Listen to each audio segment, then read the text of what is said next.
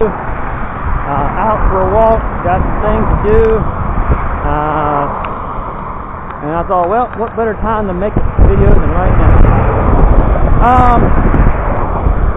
I've touched on this in other videos, but I wanted to kind of discuss it today. It's the topic of Isaac, and you know, Isaac has arisen, hit a similar area to Katrina about 7 years ago. And as many of you recall, there were a lot of problems with people with disabilities,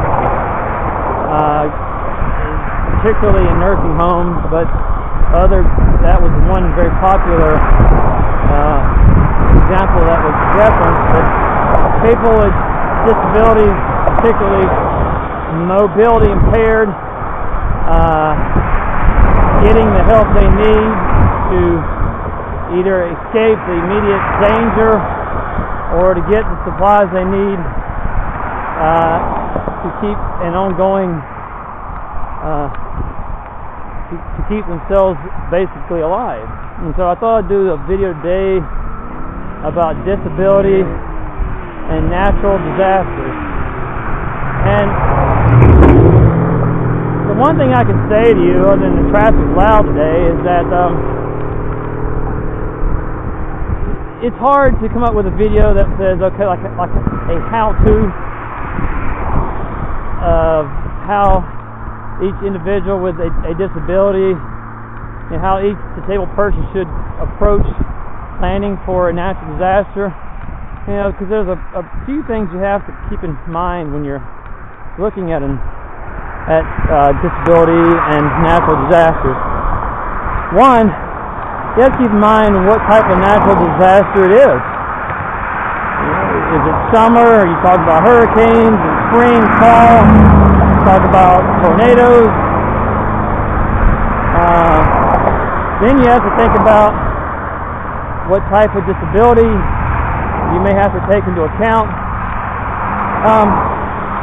You know, is it mobility? Is it hearing impaired? Visual impaired? What extent of category? Is it multiple disabilities? And you know, one of the things that I try to do is realize that it's a complex situation. So there are many people out there who just don't have one disability. You know, you have perhaps a mobility impairment combined with hearing, or mobility impairment combined with blindness, a hemiplegia, triplegia, all kinds of different disabilities. And so I can't sit here and say, okay, here's how you do it. The only thing I can say is there's a framework, conceptual framework, that I've had to do, at least for myself and my wife. We both have disabilities. And so one thing that we've taken into account is basically, okay, natural disasters are not every day. So we design our life to take into our disabilities into account. Doesn't mean that they decide where we live, or they decide what we do. Well, like anybody that's choosing where to live, what kind of car to buy,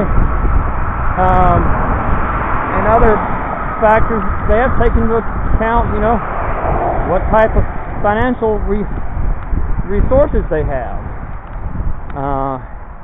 where they're living, where they're working. All these factors play into where you live, and consequently how well you're able to prepare for a natural disaster. And so basically I think it involves planning and thinking about where you want to live and how it makes your life better every day, and that consequently will probably help you in a natural disaster, because you will be able to access what you need and get the help you need, let's say. just use my example. We don't live in town. We live outside town, but it's not that far. And so I can walk to town. We can get help that we need. We live close to a regional hospital, so if we have a medical crisis, we're able to get the help that we need.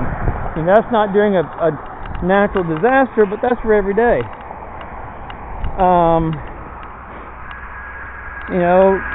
Things for shopping, employment. Where we live in this local area, we live probably what we think is the best place for us to meet our everyday needs, which translates into meeting our needs in times of a natural disaster. If I have to go up to town, if a car's broken, I can go to town. If we're out of gas, out of power, people can reach us pretty easily. Those of you who have medical devices and are concerned about keeping power during a power outage, some people are going to be getting a generator of some description, whether it's a whole house or a portable one. That selection relates to your preferences and how much money you can afford. We're going to get us a whole house generator. Thereby, when a natural disaster hits and we lose power, which we really do frequently, we will have power via natural gas. Kind of wondering how expensive that is to actually run a house, create your own electricity using natural gas. I guess we'll find out. Hopefully not too soon, but we'll probably find out one of these days. What else?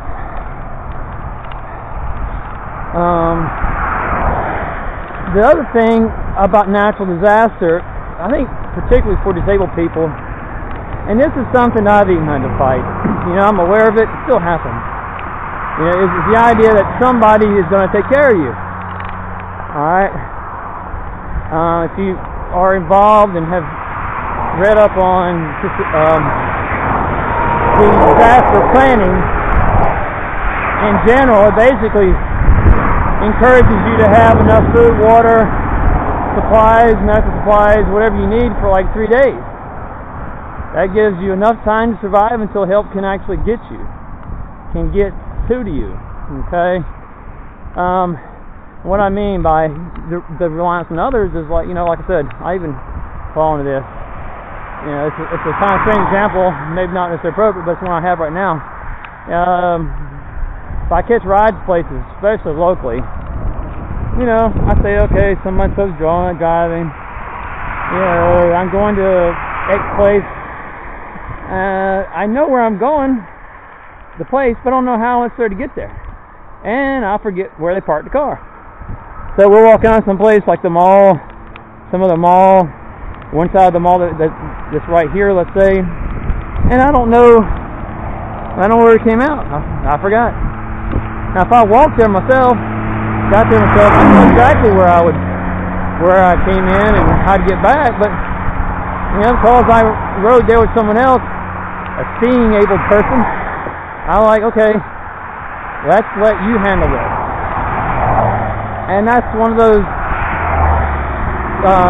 situations that I don't think disabled people can really afford themselves during times of crisis, because you cannot count on other people helping you.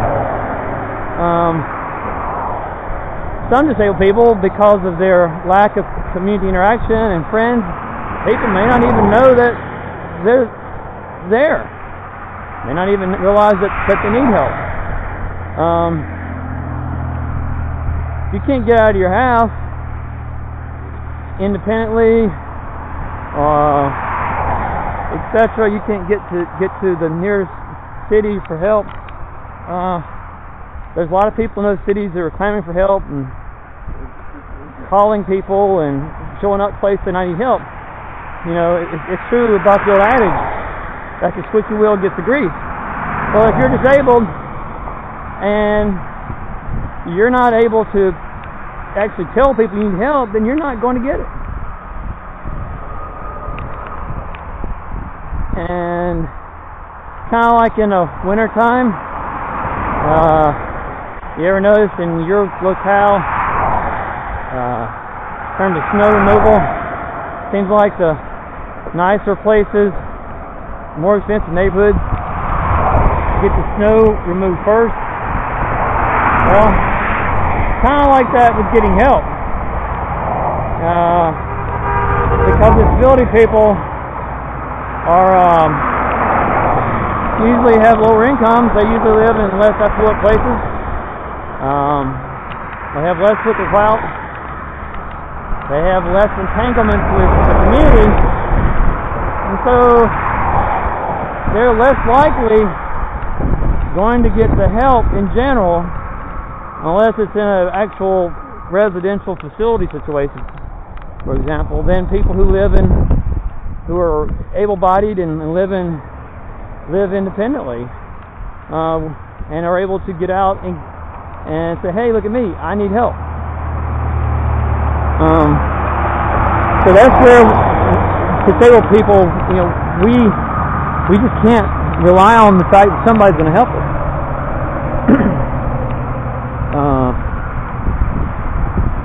And so the best time to plan for a natural disaster is before one occurs.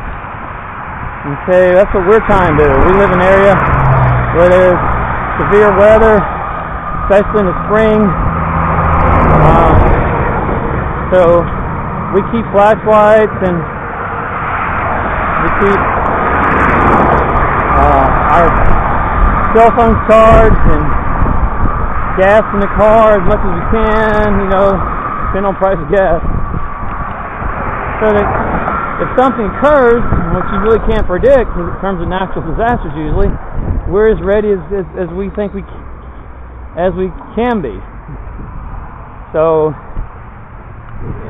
it kind of, what I'm trying to get across is that planning for natural disasters is not, it's not like this one-time thing you do and then you forget it. It's not something that you do when you think you're going to have a natural disaster. It's something that you do keep in the back of your mind every day, because usually disabled people are more vulnerable to natural disasters, and so at least in my mind I think that's where we need to be more proactive than able-bodied people, so we look after our needs and our responsibilities, you know, especially if you have kids. Yes, there are disabled people out there that have kids. We have to, disabled or not, we're their parents and we have to look after them, and that's our responsibility. Well, I'm approaching town, and so I'm going to let everyone go. Welcome comments, your subscription, any ideas for future videos of mine, and I will see you later. And so this is Blind Man Walking 2, and I will take this opportunity to wish everybody to keep walking.